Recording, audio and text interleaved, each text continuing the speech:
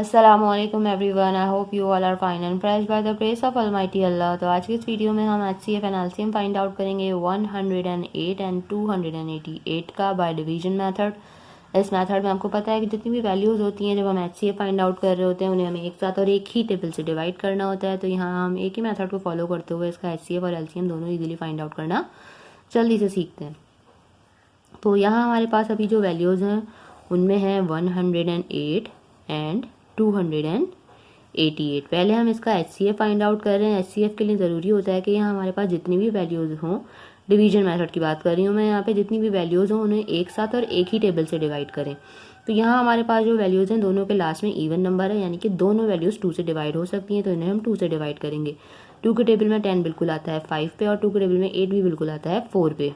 2 के टेबल में 2 बिल्कुल आता है 1 पे, और 2 के टेबल में 8 आता है 4 पे। यहाँ पे भी 8 है इसलिए यहाँ पे भी आ जाएगा हमारे पास 4।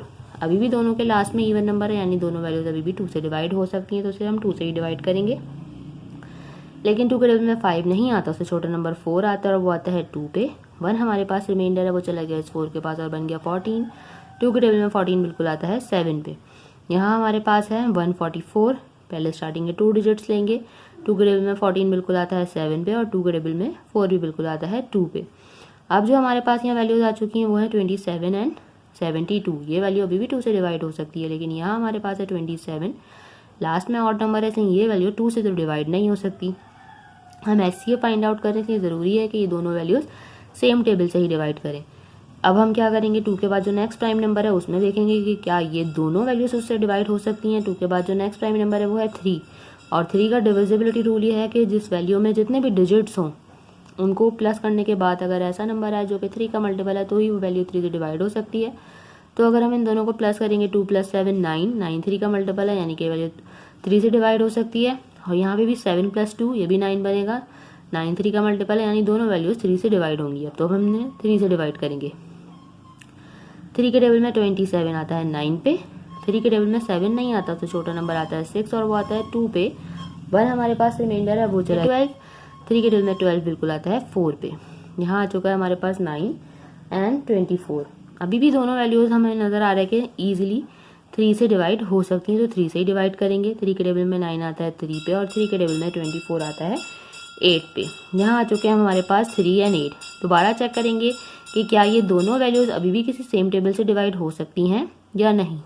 अब बिल्कुल भी पॉसिबल नहीं है, क्योंकि 3 जो है वो प्राइम नंबर है, सिर्फ और सिर्फ 3 से ही डिवाइड होगा, और 3 के टेबल में 8 बिल्कुल भी नहीं आता, इसलिए ये दोनों वैल्यूज सेम टेबल से तो डिवाइड नहीं हो सकती।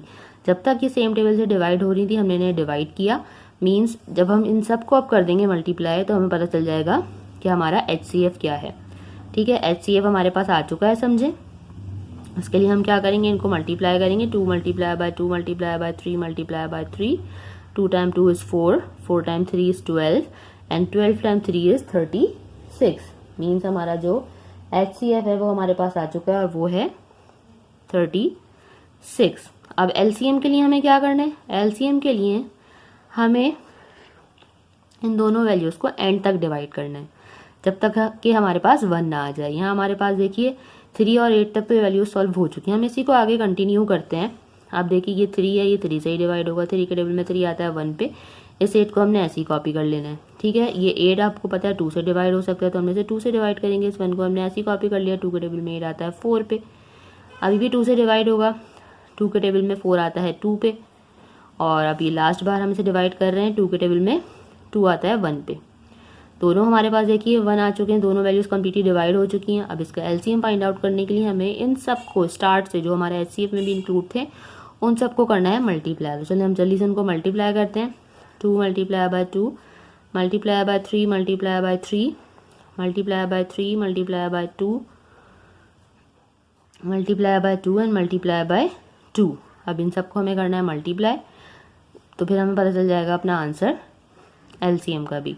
2 × 2 is 4, 4 × 3 is 12, 12 × 3 is 36, 36 को हमें यहाँ मल्टीप्लाई करना है 3 से, वो हम यहाँ रफ वर्क में करके देख लेते हैं। 3 × 6 is 18 का 8, 1 हमारा यहाँ कैरी है। 3 × 3 is 9, 9 + 1 10।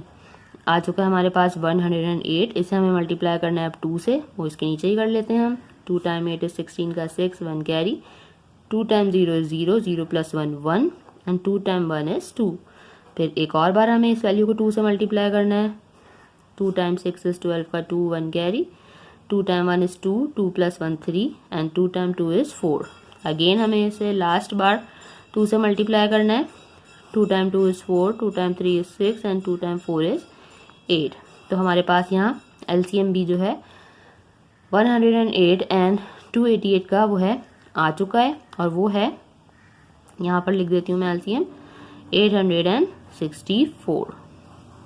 देखा आपने कितनी जल्दी से हमने एक ही मेथड को फॉलो करते हुए एचसीएफ और एलसीएम दोनों इजीली फाइंड आउट कर लिए।